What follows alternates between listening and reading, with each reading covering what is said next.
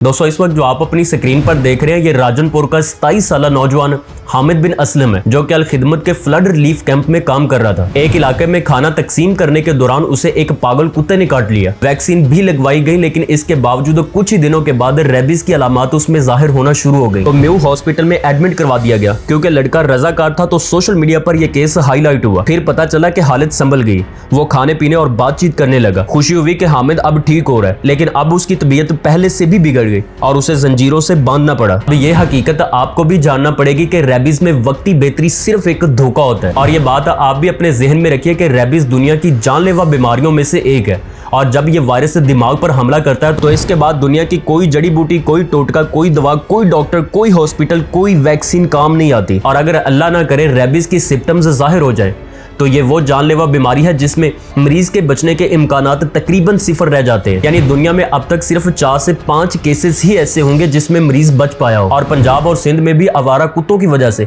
कई लोग रेबीज का शिकार होकर अजियतनाक मौत मर जाते हैं। अव्वल तो छोटे हॉस्पिटल्स में रेबीज की वैक्सीन ही मुयसर नहीं होती और अगर हो भी तो लोग लगवाने में इतनी देर कर देते हैं कि ये वायरस असाब और दिमाग को अपनी लपेट में ले चुका होता है। कुत्ते के काटने के बाद इलाज में सुस्ती, झाड़ फूंक, देसी इलाज या इंतजार करना, सीधा सीधा मौत को आवाज देना है। और रिसेंटली एक सरकारी डॉक्टर ये बता रहे थे कि अगर काटने की जगह चेहरे, गर्दन या उंगलियों पर हो या जख्म बहुत गहरा हो तो वैक्सीन के साथ साथ रेबीज इम्यूनोग्लोबुलिन लगाना भी लाजमी है और ये वायरस को फौरन जख्म पर ही बेअसर कर देता है। जख्म जितना दिमाग या रीढ़ की हड्डी के आसपास होगा इतनी जल्दी वायरस दिमाग तक पहुंचता है। लेकिन अनफॉर्चुनेटली हमारे हॉस्पिटल्स में RIG इंजेक्शन बर वक्त दस्तयाब नहीं होते। मरीज को कहा जाता है कि कल आना वैक्सीन शॉट है, जबकि सिर्फ एंटी रेबीज वैक्सीन इस सूरत में नाकाफी होती है। अब हामिद की जिंदगी और सेहत के लिए हम सब दुआगो हैं कि अल्लाह पाक कोई मौजज़ा ही कर दे, वरना इस स्टेज पर मेडिकल साइंस तो बेबस है। लेकिन याद रखें कि कुत्ते के काटने के बाद चाहे वो बावला ना भी हो 24 घंटे के अंदर वैक्सीन लगवाएं। और गवर्नमेंट से भी रिक्वेस्ट है कि जगह जगह आवारा कुत्ते फिर रहे,